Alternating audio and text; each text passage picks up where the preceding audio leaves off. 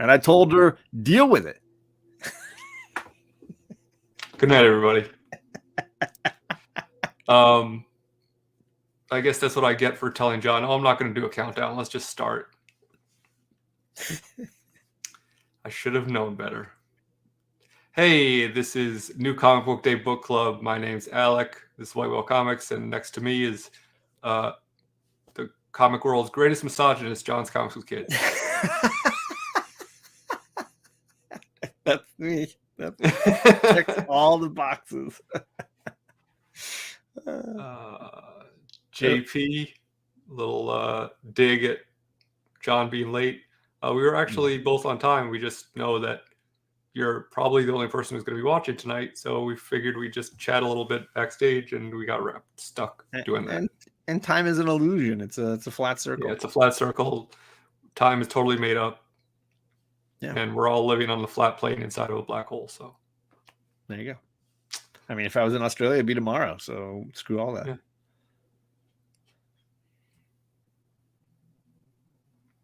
Not going to beat that.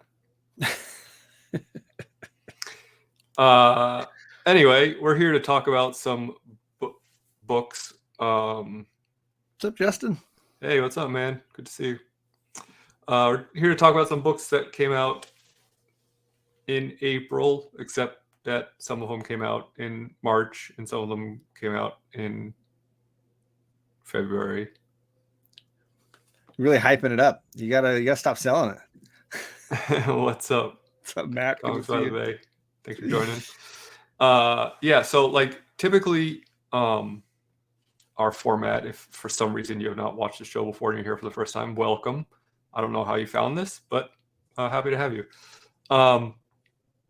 Typically the format that we've been doing for the last quite a while is that we pick books that came out in the previous month and then talk about them the first week of the next month. So today's first Wednesday of May. And so then we would be talking about books that came out in April, except for the fact that we're talking about 8 Billion Genies and Monarch for the most part tonight. And I think 8 Billion Genies, we were 4 issues behind, and Monarch is 3 issues behind. I mean, an issue of Monarch just dropped last week. So that is true. We're good. 3rd issue of Monarch is, and 8 Billion Genies, the last issue did come out in April. So there you go.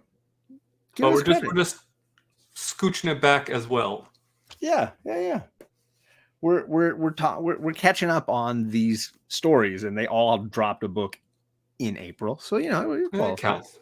And guess what? It's our show. We can do whatever we want. So screw all you. Yeah. We don't need you watching. Time is a flat circle. We're going to talk either way. Yeah.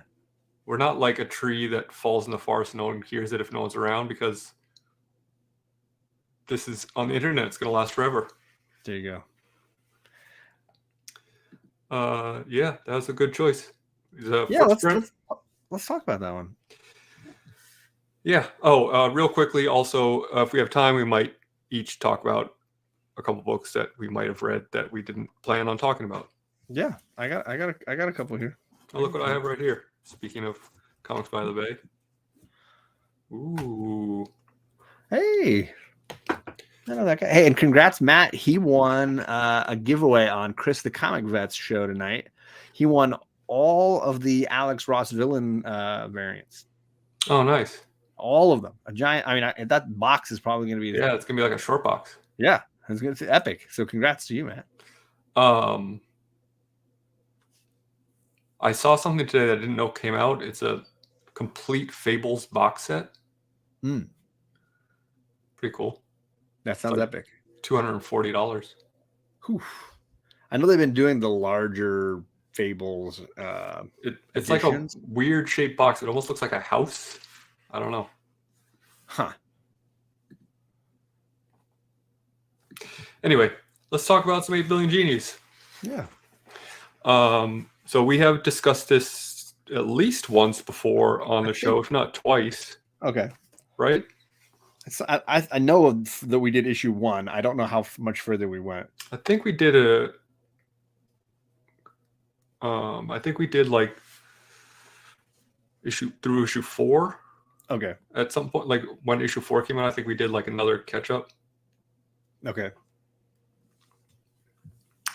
I haven't yet because I read the first issue that came out, and I was like, I forget what happened. So, and I read the first issue and was kind of like, I'll see how I feel about it. I don't need it, I don't need it.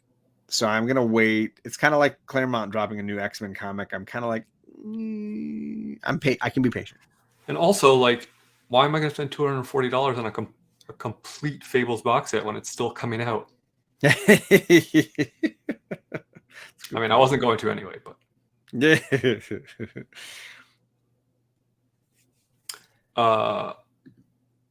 yes, we will be talking about the ending of 8 Billion Genies. So if you have not caught up or don't want it spoiled, probably best to duck out now, as much as I would enjoy having you here to watch.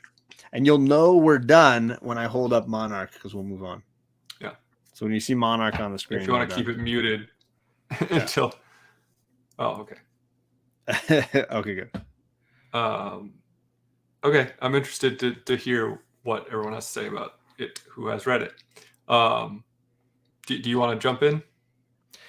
Yeah, that's fine. I will say this is a book that I stopped collecting somewhere around issue 6 because my brain was like, "Oh, it's going to be an ongoing. I don't need to read this anymore." And even though it says up in the corner, like of 8 of 8, 7 of 8, like the idiot brain in me just was not having it. And like, so I had to go back and buy 7 and 8, and I thought I only had through 4, so I ended up buying 5, 6. I have 2 copies of 5 and 6 now. Hopefully, you got different covers. One, I think for issue 5 they're duplicates, but issue 6 is different. I mean, I understand why you think that, because like it takes a sharp left turn, like storytelling wise, and then it seems like it's like, oh, this is opening up this huge new world of possibilities that could have turned, like, if they had wanted to, could have turned into an ongoing. Like, there was enough meat on the bone to tell stories from this new world, I guess. But it turns out, nope, it's just 8 issues. And I may have only grasped the structure that Charles Soule was going for here at the end, but correct me if I'm wrong. Is it issue 1 is first 8 minutes? Issue 2 is like first 8 hours. Issue 3 is first 8 days. Mm-hmm. Then it's issue 4 is 8 weeks, and then it's 8 months, 8 years, 8 decades, and 8 centuries. Yeah. Am I correct? Yes. I mean, I don't know if those are the exact time frames, but more or less. Yeah, it increases to a greater 8 of time. Gotcha. Each one. Yeah. So the concept here, obviously, on a given date, everybody wakes up or doesn't wake up. Everyone is granted a genie at one point. Simultaneously. Instantaneously, yeah. And we just get to watch across these 8 issues what happens when people have the chance to grant wishes, right? Some people completely blow it. Some people are very creative. And across these issues, you really get to expose I guess human frailty in a lot of different ways. And I think what I had thought was kind of cheap image 90s kind of schlocky early on, and I was like, this is fun and light fluff kind of stuff. I was impressed by how across the run it found, and maybe it always had it, but maybe on a reread I would see it, but it seemed to find like depth. Yeah, if that makes sense. For sure. And on top of that, one thing that I think is kind of important to throw in there before we get too deep into the weeds, sure, is that these genies, oftentimes kind of monkey's pawed. So yeah. Like unless you're very specific about what you ask for, and it's not like them being incompetent and not understanding what you're wishing for. It's kind of the opposite. It's that they amuse themselves by kind of taking it how they want to take it a lot of times. And then there's also this whole explanation about like people wishing for things that will conflict or oppose other people's wishes, and how that doesn't work because everyone is entitled to their own wish. So if like I wish to be the most powerful man in the world and you wish to be the most powerful man in the world, like we, something has to give. So like things, they kind of mess with things intentionally to make sure that no one is, but in that framework, it really kind of creates a lot of additional chaos, and on top of the chaos that already exists from everyone in the world getting an uncaged, like you can wish for literally everything. And throughout the series, it shows kind of touchstones of the Earth from space with the population of humans and genies, and the world keeps getting stranger. And like at one point it's a cube, one point it's got like a face, it's got big craters. Like it's just it gets wild because, and like your imagination starts running wild about what people wished for in order for these things to have happened. And but for the first half of the series, we're kind of stuck in this bar where the bartender, who, spoiler alert, turns out to be a genie, immediately wishes for his bar to be a safe haven that cannot be affected by wishes. So everyone who's in the bar basically is safe from everything that is happening externally, which is rapidly wiping out the population. Yeah, exactly. Yeah, it's called is it the Lamp Wick? Yeah, I think bar. When we're introduced to it, yes. Correct. Yeah. For the majority of the time we know the bar, it's called the Lamp Wick. It goes by other names at one point in issue 8, but and the majority of the characters that we meet across these stories start there in the bar or are related to people who start there in the bar, and we kind of watch them across these issues dealing with either wasting their wishes, not wanting to use their wishes, or hoping that they can use their wish to do something bigger or better than just self-improve, like self-aggrandizement. Right. So again, what I liked at the beginning was it was just light and fluffy, and there was a lot of like, oh, I'm a superhero now, or I've made myself a mech suit, or it was very 90s image. But then at the end, it was like Philip Kennedy Johnson. No, sorry, Philip. Oh, Jesus Christ, I'm tired. Daniel Warren Johnson image. Like it moves to like heavy gut punch modern image. And like really discussing the kind of what it means to be human, and like what it is, because they start talking about the perfect wish and how basically like this whole situation has happened before, and it will happen again, kind of like Battlestar, very Matrixy. And like whoever the last genie is in this situation, so when the last person uses their genie to make a wish, that genie gets to become a human for the next round cycle. And once the population of the Earth reaches 8 billion, that's when everyone gets their genies again. It starts over again. It's this cyclical kind of system where it's almost like the genies are testing humanity, or are a tool to try and guide humanity in a weird way. And no, we're just wearing black shirts. I don't know what's with you guys in the shirts. Like I'm wearing a Daredevil cover. I've got Baphomet. Yeah, get off of it. Black shirts, jeez. Man, it's like I never wear a black shirt before. Jeez. What's up, Vinny? Sounds very Battlestar-ish. Yeah, right. Yeah. There's definitely some. And I wouldn't say it's that way all the way through. That the final issues have that quality. Right. I'd say 7 and 8. The end definitely like has a. I don't want to even say like what happens is similar to Battlestar, because it's not. No. But it has a very like similar feel to what Battlestar was going for. I'll say that. I agree. And we'll get to the end because I think I understood it, but I want to obviously hear what you have to say about it too. But yeah, so they discuss this idea of the perfect wish, which is what they're kind of trying to lead humanity towards eventually, which they don't know what it is. The genies don't know what it is, but they know that like once someone wishes for the perfect wish, then all the genies will be freed. Basically, right?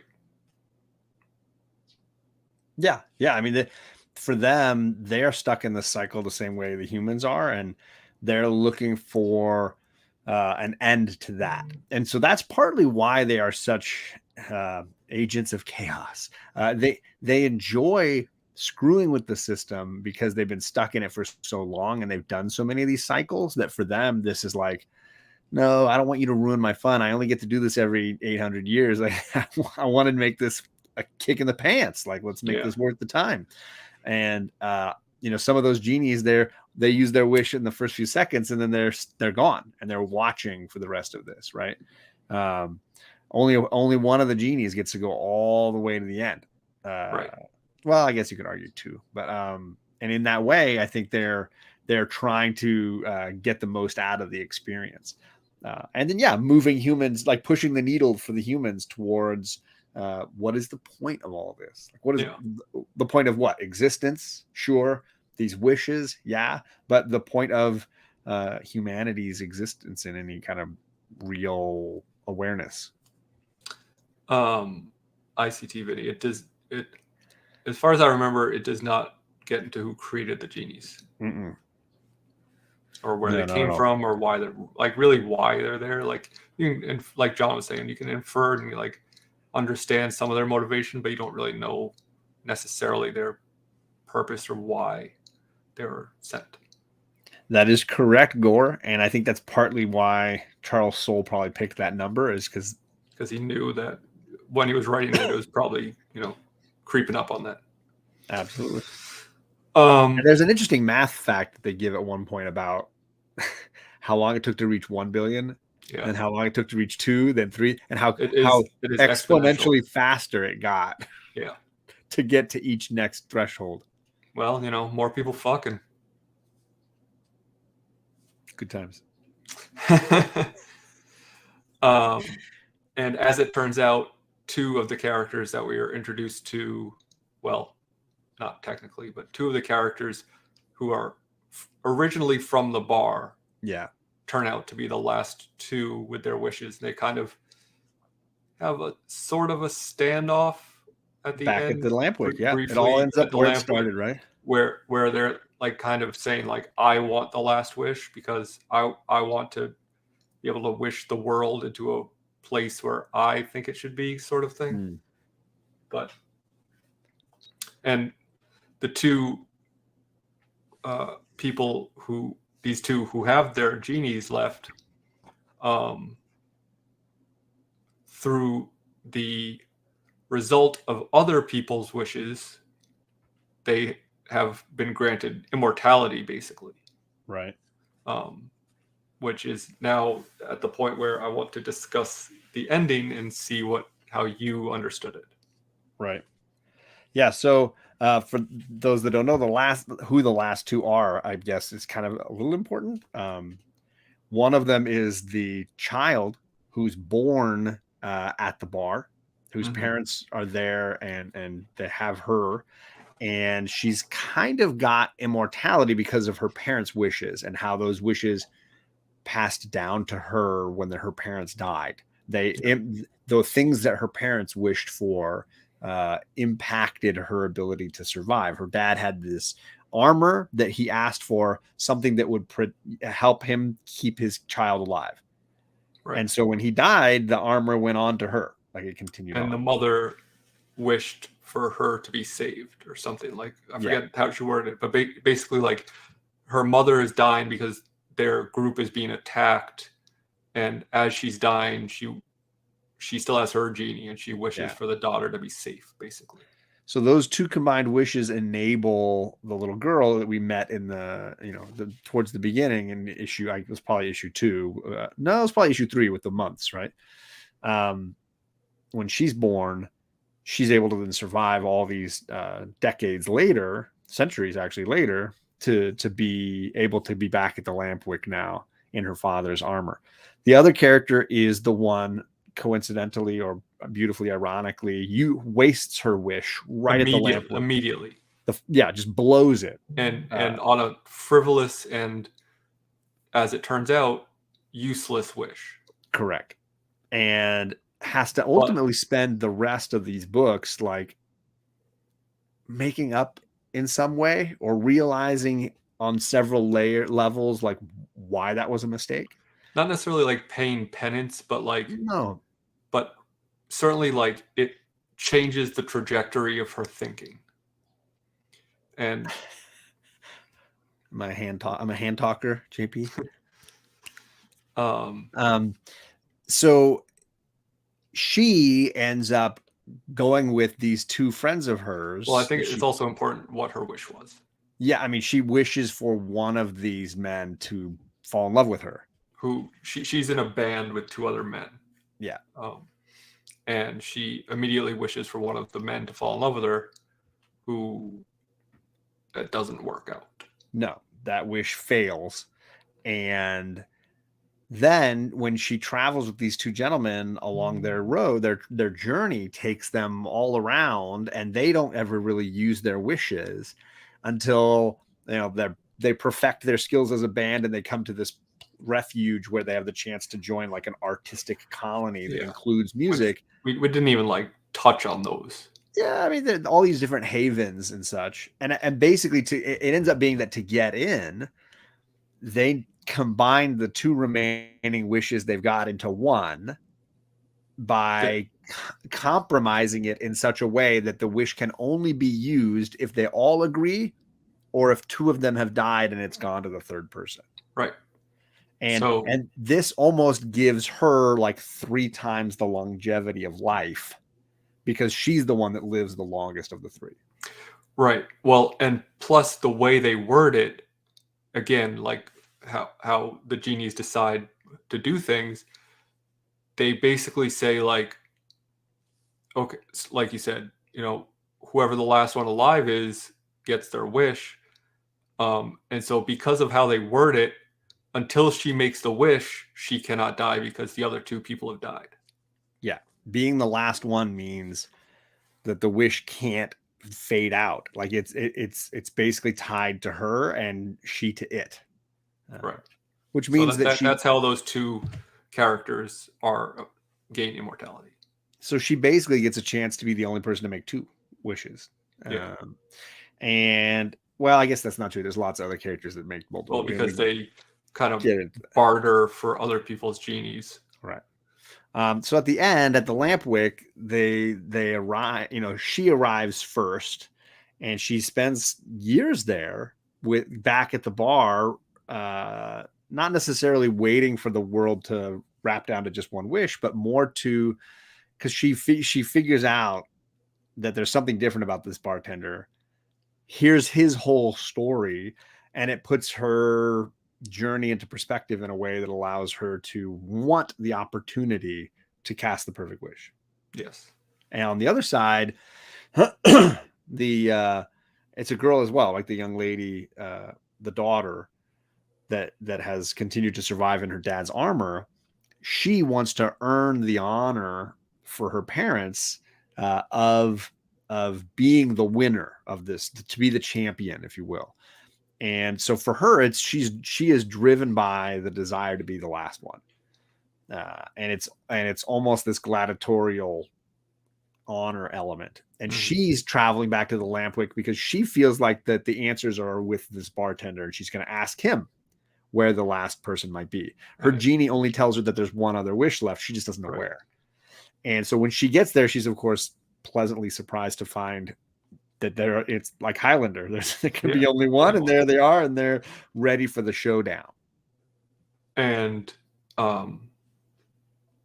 she kind of quickly realizes that she isn't worthy of being the last wish person. So she, lets the woman from the band, she kind of like gives her the opportunity to do the last wish. And there's a comment in there somewhere about humans mixing up selfless and selfish a lot of times and struggling with this. And I think there's this young girl, I mean, young, they're both like ancient at this point, but the young girl who was born in the Lampwick is basically saying that she is not driven by any higher function purpose here. She's driven by her own baggage, her own self. Right. So like basically they both want the last wish because they want to kind of craft the new world in their vision. Yes. And so when it talks about this selfish thing, it's like, oh, I want to do this for the betterment of humanity. Right. That seems selfless, but really they're doing it for themselves. Or like that's what she realizes when she gives up her wish to not be the last one, is that she realizes she's being selfish because she thinks that she deserves it. So even though it's like a selfless thing by trying to use her wish for humanity, in a way it's not. Yeah. Right. And there's no calling of the genies, Tony. It's kind of one of the things I like about it is that the genies are like always cruising with them. They're like the little dolls in Something's Killing the Children, where they're just like creepy and they're talking to you and they're just like dicks. They just kind of hang out fly by your shoulder. And sometimes they're funny and sometimes they're sweet and helpful, but they're definitely never what you expect them to be. Yeah. And they're never particularly I mean, I guess they are helpful at times. So they're never super I don't know how to explain it. They're never exactly what their person wants them to be in the moment when it's happening. Yeah. I guess that's the way to say it. They're bratty. I can see that. But like there are times when the genies can kind of like fold into another plane or something, because like they pop out of the walls and stuff. Oh yeah, like totally unzip space to like stick their head out. Well, and they do perform a ton of useful tasks all through this series. Sometimes it's just answering questions like, where is this? How do I get there? They're kind of like an iPhone, Alexa, whatever kind of thing sometimes, where they're like, are we going the right way? Yeah, it's this way. How do we get to this? How many genies are alive left? Like, is that one of my favorite sequences is when they're always asking about these different celebrities. Is this person alive? Where did this person go? Did this person die? How did they die? So the genies are always in 8 Billion Genies. They're always like giving information. They're like informational in a lot of ways. You can't maybe you could, I don't know. But again, like the way you wish it, they can kind of interpret it how they want. And you have to really use certain phrasing, certain words at certain times. You can't just say, I want something. And there's definitely times when they ask the genies to do stuff that's not a wish, where they're like, can you go up in the sky and be bright? Okay, go do that. It's not, I'm wishing you to do that. The genie just goes up and is bright. Or again, like, hey, can you tell me this? Like, unless you say, I wish that, it's not your wish. Exactly. So the genie can refuse to do these things too. Right. The genies often say I'm not going to do that. They're not like fully under your control. Right. But they're not like sneaky or like, it's like, oh, you didn't you asked me to do something that I'm going to say that was your wish, but like they don't do that. So far, no negative highlights, DJ. I'm sorry to say. I mean, we're getting into the plot, but I think we're also talking a little bit about how we feel about it, which is ultimately, I loved this book. So I'm happy to just say it was a big hit with me. I can't think of a ton of other Charles Soule stuff I've read. I read some of his Daredevil, but that's about it. Darth Vader? Did you read Darth Vader? Oh, I did read his Darth Vader, but I don't like any Star Wars comics. I'm an asshole. Yeah. I really enjoyed it as well. So the younger girl, her wish is, I wish I didn't have a wish. And then her genie hugs her and says, you're a better person than you know, and is basically congratulating her on allowing the opportunity of the right person to have the option of being the last wisher. And then I just wanted to mention really quickly, we talked a lot about, them interpreting the wishes the way you want. Like there's a couple of scenes where, some of these big head honchos of these havens are making wishes, and they have like teams of lawyers craft the wording of the wishes very elaborately to make sure that there's no other interpretation than what they intend. Gore, you jumped in a little late. Someone else asked this as well. They're never really explained as far as where they came from. They do kind of touch on a little bit about like their like how it works, but not where they came from or why they're there. Yeah. We don't ever get to see like anybody above them in power. It definitely seems like that at least for this story, that they are they are as much at the whim of the universe as we are in the story. So the last genie kind of like transforms a little bit at the end. He's kind of like, he starts to do this like almost like he's a tree, like these roots of like these branches. Like, this is my true form. Yeah. And sorry, I'm trying to get in there. Yeah, let me do this for you. I don't know. It's not really necessary. And it basically seems to be like connecting her beyond just the lamp wick, beyond just Earth or whatever, to all the elements that are happening in the story, and allow her to basically to tell us what she wants. And they also comment that she says something like, what is it?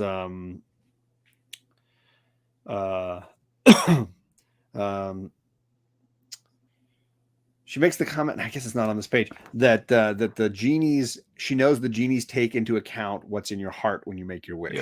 She's not going to worry about all the perfect language, because she knows that that's just what people who are selfishly using their wishes do.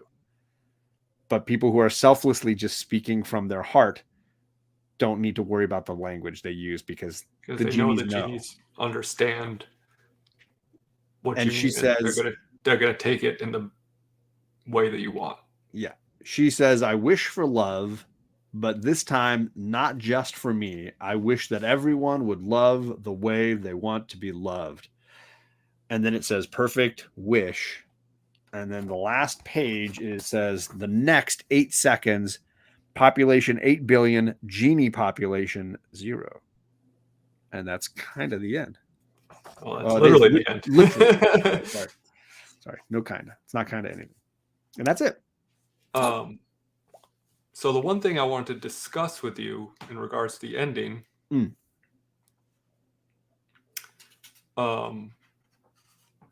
so the guy who owns the bar has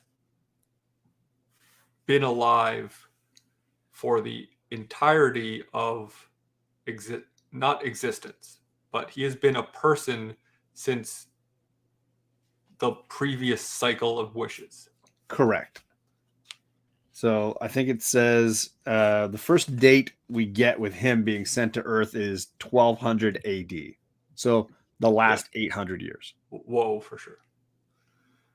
The last issue follows our Lampwick bartender on his existence on Earth when he was the last genie left last time. So he has earned the privilege of being not a mortal, but a human during existence for this next cycle. Yeah. He can get hurt. He can feel pain, but he can change his appearance. He will not die. And when the genies reappear at 8 billion population, he gets one wish. So the last issue starts by saying the last 8 centuries, human population 360 million, genie population 2. Yeah.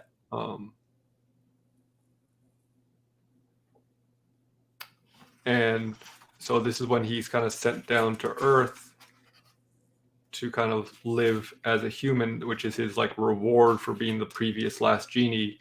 And he turns out to be like Vlad the Impaler, and like he's sired like a ton of children throughout the years. Yeah. And then finally in 1822, he decides to just like make this bar, and because he's kind of seen and done everything that he wanted to do, and he just wants to kind of like observe humanity for the rest of the time, I guess. Yeah. So he makes this bar that like changes over the years.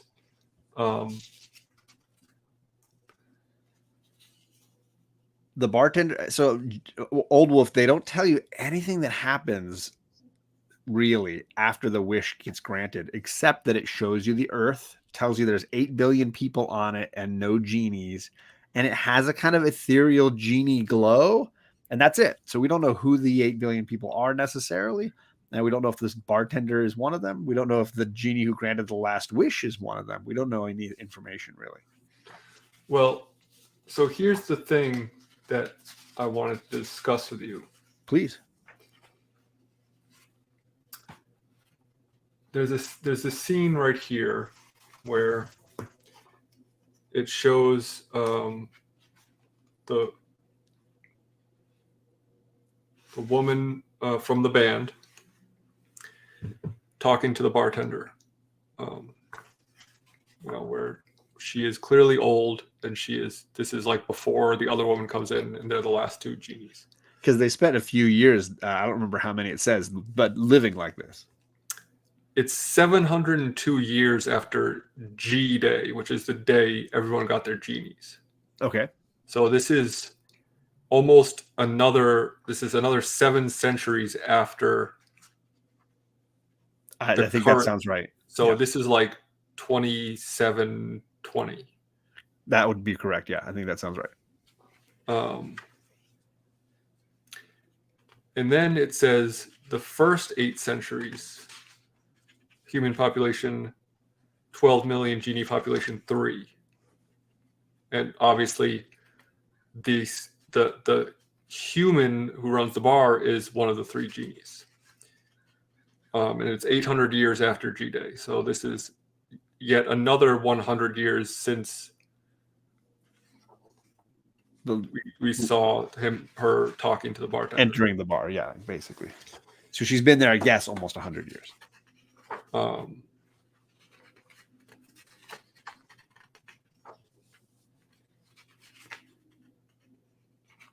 So, yeah, like, obviously, this has happened throughout history. So, what is time? You know what I mean? Like, I mean, we're back to the start of the show where we were talking about the illusion of time and being late. Right? It's here too. Is this truly, 1,500 years or 1,600 years since the dawn of man? Since the last genies? But also, like,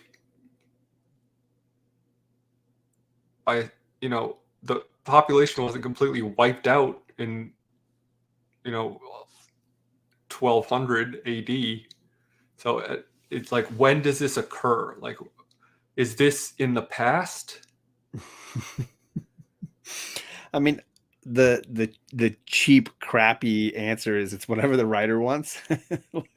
But the reality is he tells us the dates. He wants us to know that from 1200 AD to the date right now when we hit 8 billion, that's the time frame of it actually happening. Now, is he implying that we hit the population number 8 billion right before 1200 AD, and that the Dark Ages was basically the last genie drama, and that we wiped out humanity and came back to whatever was left at that moment, and just have no written history of it, no awareness of it, and that the reboot, whoever recrafted the universe at that point, really screwed the pooch and we've been living out their tragic last wish?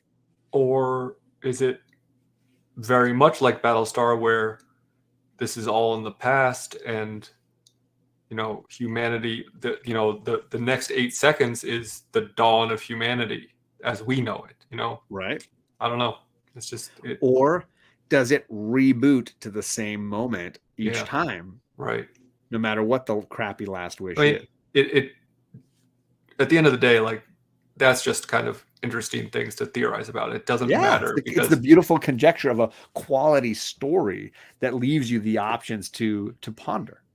but I think the important thing is that ending where, she wishes for everyone to be loved the way they want to be loved, and it seems to like purify things, and it's a lovely thought. Which brings it to the question I had: who are these 8 billion people? Did she just bring back all the people that died immediately beforehand? And knowing what we know about humans, is her wish even possible? Well, first of all, Tony, interesting, he says the age of plagues was actually the genies. So the human genie wants more time as a human. So he actually talks about how he caused the Black Plague because he wanted to reduce the population so he would have longer until it hit 8 billion.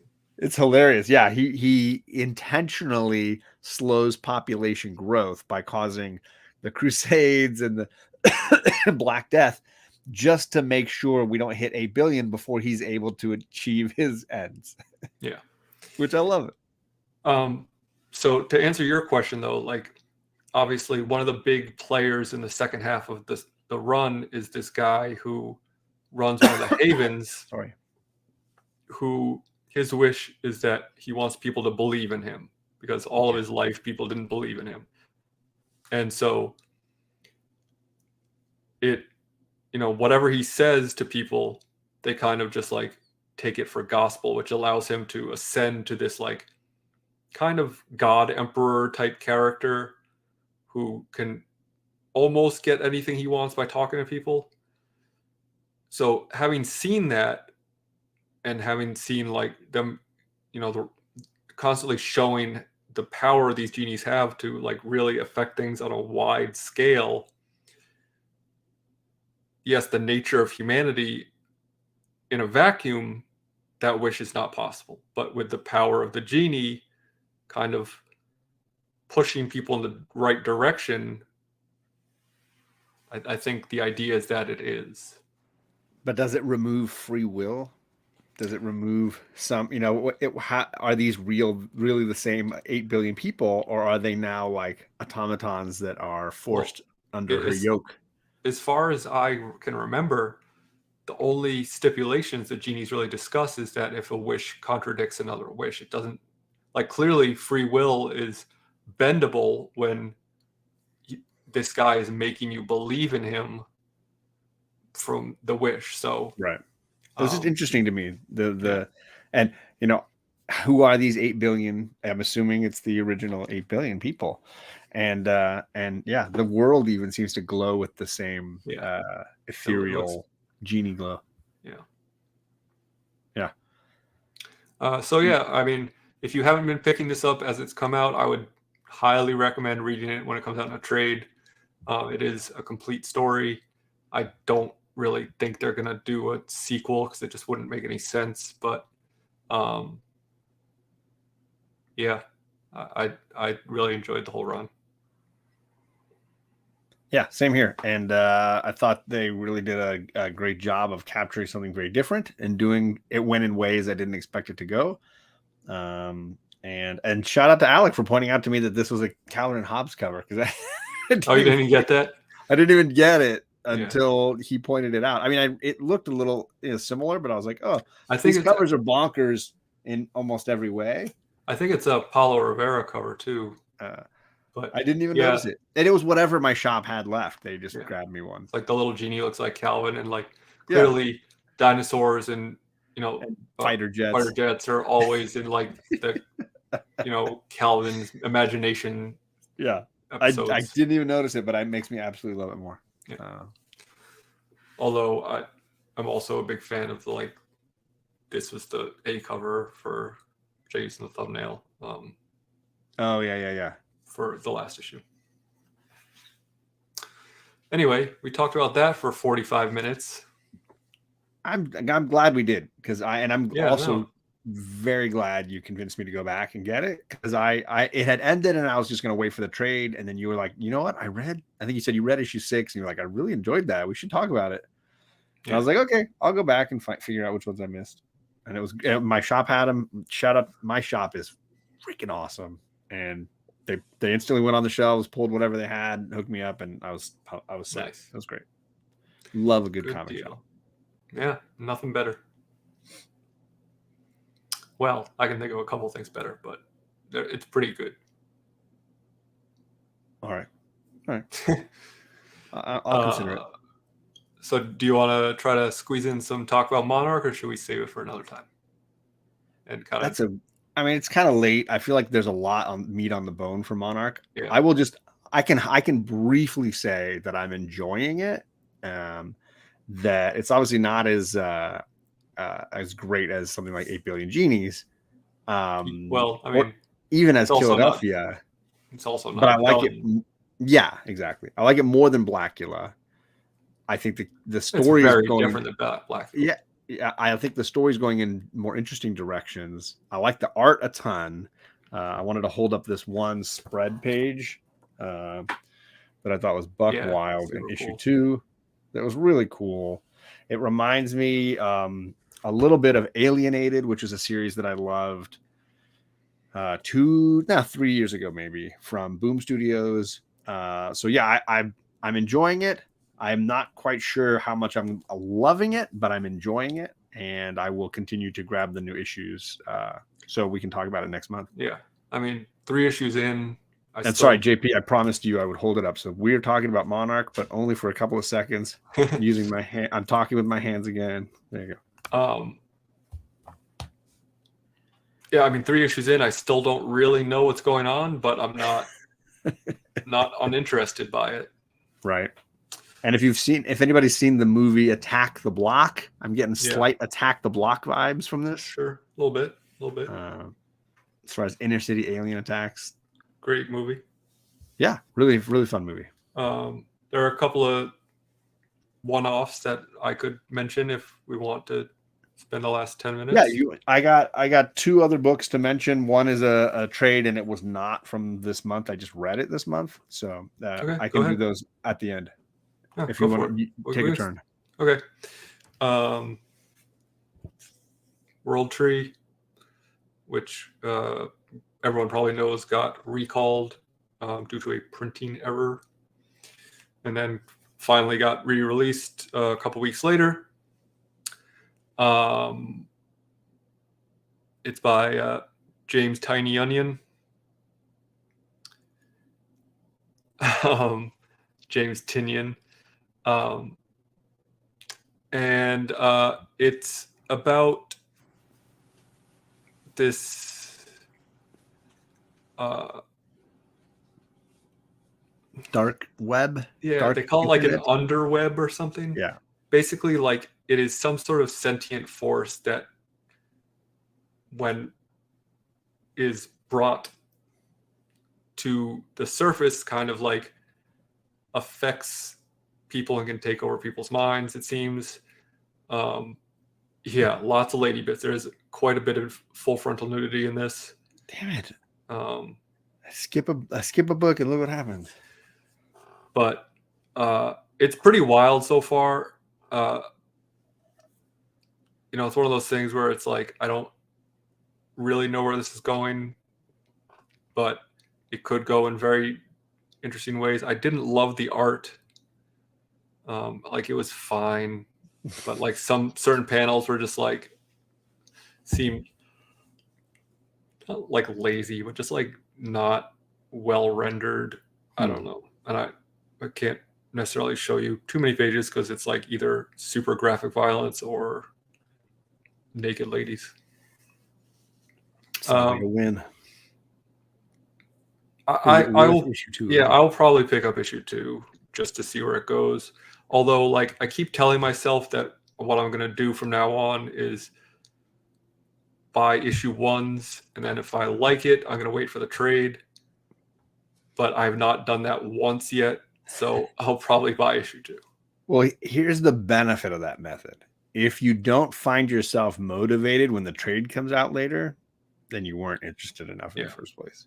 And for me, what I play on for that urge is, does my interest in knowing what happens build? And am I hearing enough chatter? Because we are we're on enough panels and in enough Instagram groups and watching enough Instagram posts. It's easy to see when a book gets like 8 Billion Genies, it keeps getting talked about. Right. So, like, it's continuing to be quality. Right. And so I think that's what motivates me, like with Human Target or World's Finest, even DC books like that, to pick up those trades when I'm like, all right, I'll wait around, and then I hear enough good stuff that I'm chomping at the bit when it comes out. Yeah. I don't know if I've mentioned this before on this show, certainly, but there is an app called Hoopla. You know about Hoopla? I do.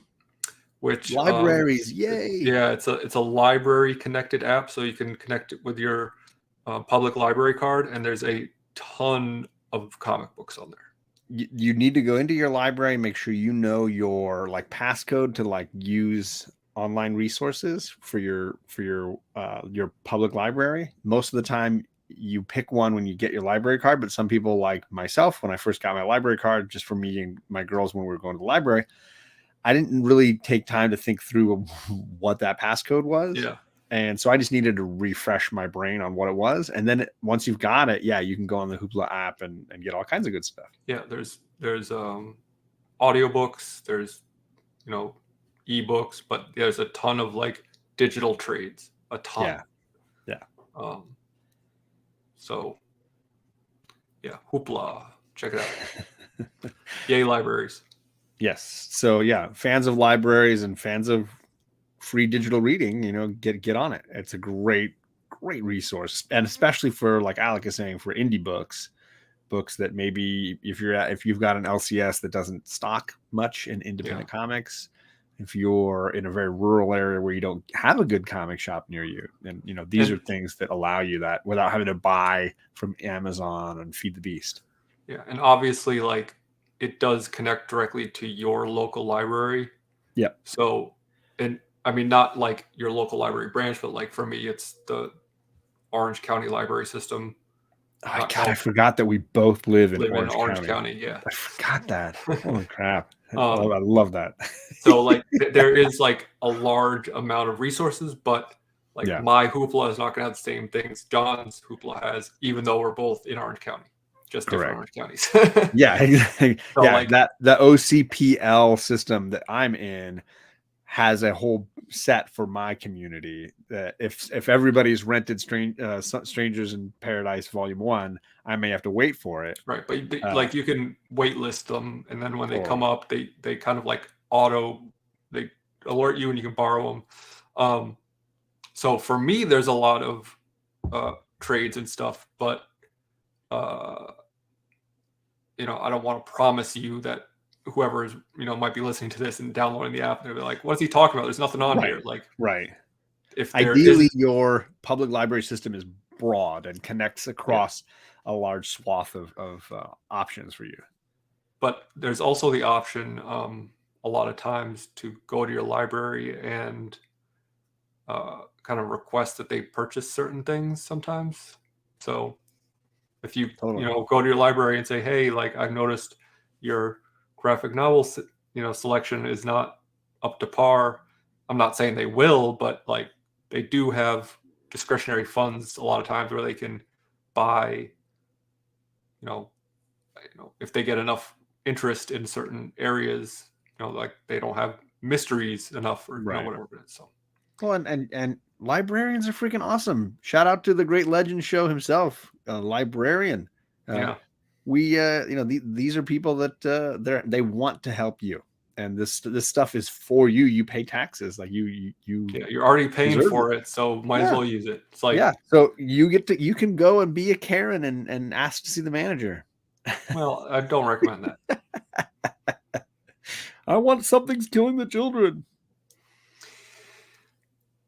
Anyway, so that's World Tree. I'm sure it's probably going to end up being a hype book. It's probably going to get turned into a show or something. But I don't know if if doing this show for so long has taught me anything. But like, that's why I didn't pick it up.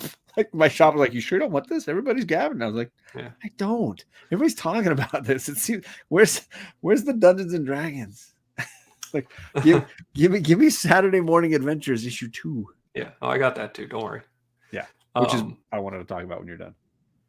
But I mean, like, in general, I enjoy James Tynan's stuff more or less. So, like, if it weren't someone who I know that, like, oh, I might enjoy this already, like, I'm over buying hype books for the sake of them being hype books. Like, I didn't try to get the Star Wars book this week, or some new Scott Snyder or Spider Boy, or like I just can't be bothered, like, because I'm not flipping books.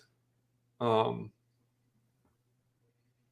like if it goes from $5 $50, great. I can feel like I've pat myself on the back and say, oh, like, look what I bought it for cover price. But I don't care about it. Like, I don't want it in my collection anymore. So right. Well, and I joked with Rod the Rican because he was like, I got both the canceled version that had to be sent back and the other version, and I was like, it's going up in value. And he's like, yeah, I heard that. He's like, I'm not going to sell it because I don't sell my books, but yeah. Hey, he's like, it's cool. I've got a full short box of the recalled ones that we cannot sell, but oh yeah, so they got to sit. They're sitting behind my desk. You got to burn them and shred them, right? They didn't even tell us to do that. They just said you can't sell them. So you're just supposed to sit on them. I mean, we're just gonna wait until like they don't care anymore, I guess. You've forgotten all about that. Yeah, I don't know what our plan is exactly, but misdirection. Believe me, there's a ton of them out there. So of course. If don't be fooled into thinking that they're rare. That's what I'm saying.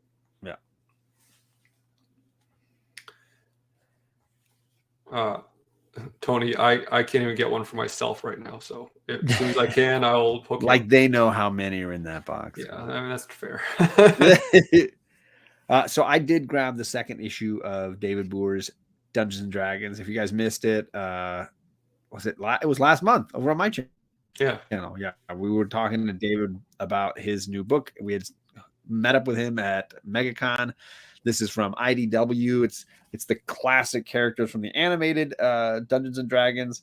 The first issue I thought was funnier and a little more entertaining. I did still enjoy this story, and I'm definitely still going to keep reading it. I missed the Dungeon Master, man. I wanted him to pop in there for a joke. Love that dude. He is my favorite character just because he's such an ass. But like, I do like him. If you haven't watched that episode from last month, it was a blast. I didn't. Yeah. No, you watched it. You were there. I meant like on my channel. Damn it. You, the people in the chat. If anyone watching this has not watched the episode last month on John's channel with David Boer, I would definitely recommend it. From my perspective, being part of the conversation, it was a lot of fun. So hopefully, we don't invite a lot of creators onto the show and do that kind of thing. Mostly because we assume they're going to say no.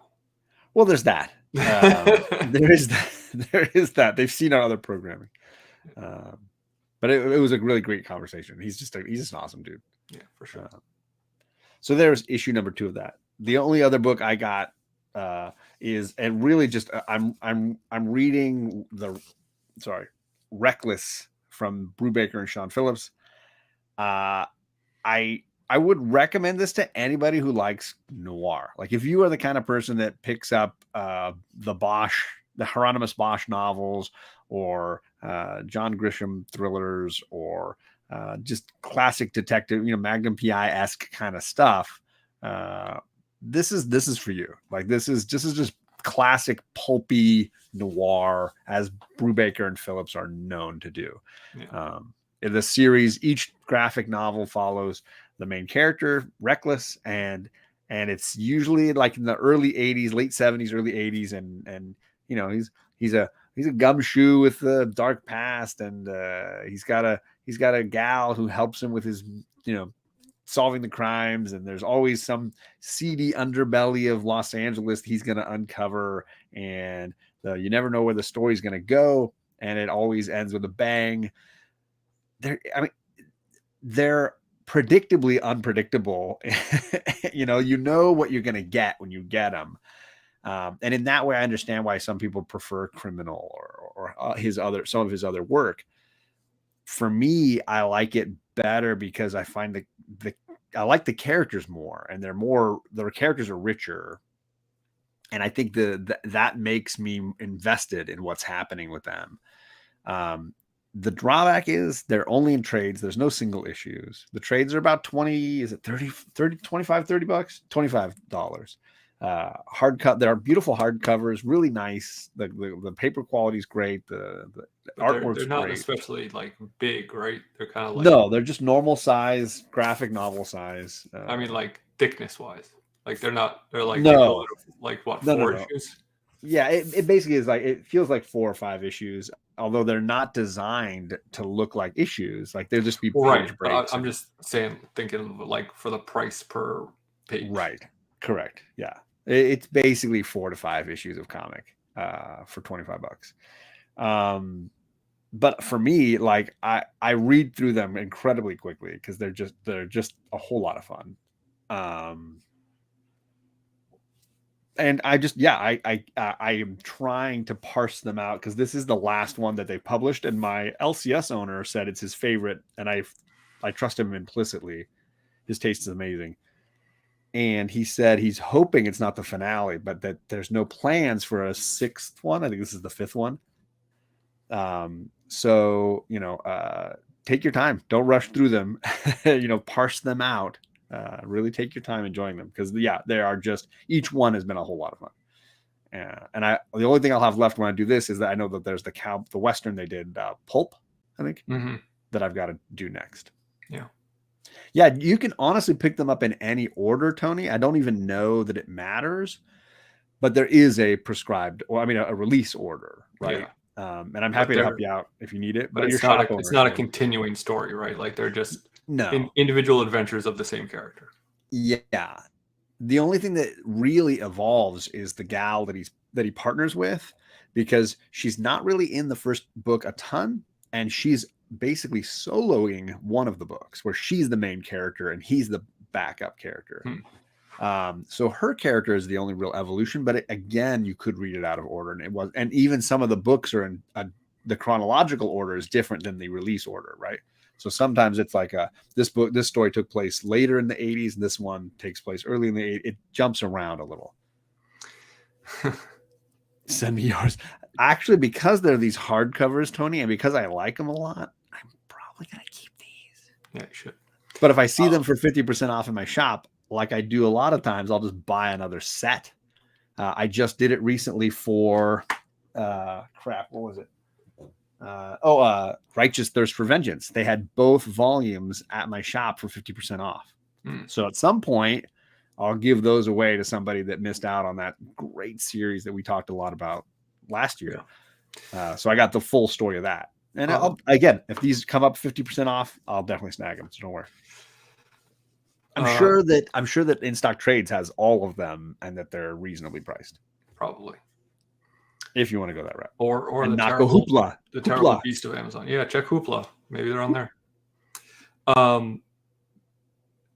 Talking about reading them out of order reminded me of that, I think it was called Kaleidoscope, that Netflix show that everyone who watched it got the episodes in a different order. No, I don't know the show. The episodes were randomized. Like I think the last episode was always the last episode, but all the rest of the episodes were just like you don't like, they're randomized as to what order you get them in. That sounds buck wild. Yeah. It was pretty good. It was a good series. So that's it, though. That's most of what I've been reading. I'm Yeah, I starting guess to look at summer when I have a little more time to kind of choose which collected edition, because I usually save a few omnis and collected editions for summer. I'm gonna probably try to do Deadly Class this summer and finish it. So shout out to Gore. I'm gonna try to finish it this summer. the only other thing I literally just finished reading right before we went on is, and I think this might have actually technically come out at the end of March because I already have issue 2, Indigo Children, which is another Image book. Very interesting setup. Although I will say, Monarch, World Tree, and Indigo Children all do the thing where it's like, oh, let's start you here and then go to this other thing that doesn't relate to the first. Like, it's just like, cut those pages out. We don't need them. We'll get there. They want to do that classic television thing of giving you a stinger right at the beginning to hook you, so you don't run off and put it away. Forget. Well, because we're all so ADHD these days. World Tree, I think, did a little better because it's not a time jump. It's just like it shows you something happening and then non sequitur to something else. Right. That then comes back, but it's not out of time. Right. Where Monarch and Indigo Children, like here's this happening, now let's jump to here, and eventually you'll get back to that. But somebody recommended Indigo Children to me as well, and I can't. It might have been Fire Guy Ryan. So I gotta go back and maybe look for it if you're enjoying it a lot. I don't know that I'd say I'm enjoying it a lot yet, but it's certainly an intriguing premise. It's basically about this investigative reporter who's trying to track down. He gets this tape of this interview of this kid who's supposed to be like this super genius. And like the more he looks into it, the more like it's supposed to be something that no one was supposed to see. And the people who are related to it are telling him like, don't talk about it. And he goes to like Russia to try to track down this professor who was involved with it. And like turns out the Indigo Children have like superpowers of sorts, it seems, but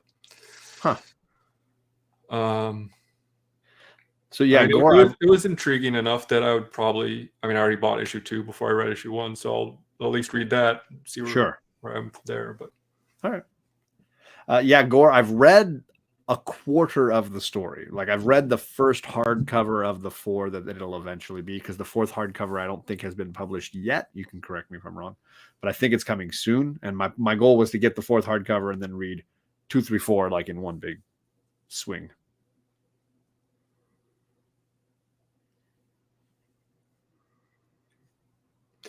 All right. Anything else you want to bring up? No, I think that was a long conversation. We did well. For an hour and 8 minutes, I think we did really well. Covered a lot of books. Yeah. All right. You got anything you want to promote? No, nothing coming up. We did Omni X-Men last night on crap, was that my channel? Yeah, it was on my channel. Go catch the rewind. We were talking about issue 171 when Rogue joins the X-Men and Carol Danvers kicks her ass. Freaking awesome. One of my, it was a 4-panel, actually, let's call it a 3-page sequence. That's easily one of my favorite like setups.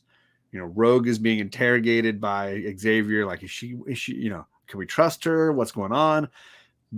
Carol Danvers binary lands. You get to see her like happy that she's at the mansion, walks in the front door, closes the door, peaceful, tranquil outside of the mansion. The next page, Rogue is smashing through the ceiling out into the sky. Like you just can tell Carol just beat the crap out of her and punched her through the ceiling. Then turn the page, Rogue has flown all the way into outer space. That's how hard she was hit. She flies all the way back to Earth. And now Carol is standing on the lawn of the mansion saying, come on, come get one. And then hits her again and lays her out. Like, poor Rogue. I've never seen Rogue get so beat down. I absolutely loved the way it was like silent, tiny little mansion. The exploding roof. Like Walt Simonson drew the issue. I think it's the only uncanny issue he ever drew. Really nailed it. Amelie, like, legitimately is one of the best movies ever made. So tell me this, because here's where I'm at. I love the movie, own the movie. I can't remember how, like, I know there's like the scene when they're banging in the, in the restaurant. My girls ready to watch this? I think they're probably ready. I mean, if they've watched all the Stranger Things. There's no like Kate's seen Scream 1, 2, and 3. Yeah, there's no like graphic scenes like no, right? In like all if they are at an age where they are aware of sex. Yes, we're not hiding them. Okay, we're not because like them. It's not like, clearly that scene is comedic. Yeah, it's played for comedy, not for like, look how great this thing is that they're doing. Boom, there's gore and you. And honestly, we have thin walls in my house. They're aware. There it was. Yeah, so okay, it is on my list to like show them as films that they hadn't seen yet, and they've seen some foreign films like Crouching Tiger and Seven Samurai, but I haven't like gone to that route yet. I just didn't. I haven't seen it in so long that I wanted to like remind myself. I know you're a mega fan of that film, and I think I saw it 6 times in the theater. I think I missed it in the theater. I think I saw it the first time in a film class, and then I bought it. Obviously, it was only out in like little indie theaters. Yeah, like it wasn't sure. like a huge wide release. But I was in college at the time. I didn't have anything better to do. I wasn't going to do homework. So like there was a couple indie theaters right near campus, so I just like went a few times. It is a beautiful, enchanting experience, to say the least. The soundtrack is amazing. The characters are amazing. The story is so uplifting and positive, and it's just, often listen to the soundtrack. Jan Tiersen did the music. It's a triumph. It is indeed. So we'll leave it on that. I don't have anything to promote, obviously, because I don't do anything other than D&D. Your bi-monthly. Bi-monthly here on my channel, and then D&D on Sunday nights in JP's channel, which we've been doing Ghost of Saltmarsh forever now, and we're still going for quite a while, it seems like. So we killed Strahd a long time before this. Oh yeah. But my character is going off the deep end. I'm dual wielding tridents now, and I have a belt full of bad guys' faces. Yep, it's buck wild. Yeah, so it's getting wild. Go join in the fun. Cool. So otherwise, hope everyone's staying safe and reading comics and having a good time. Back on the ocean. Yeah, and obviously, especially in Florida with the red tide and the seaweed wall, and never turn your back on the ocean, please. Okay. Bye.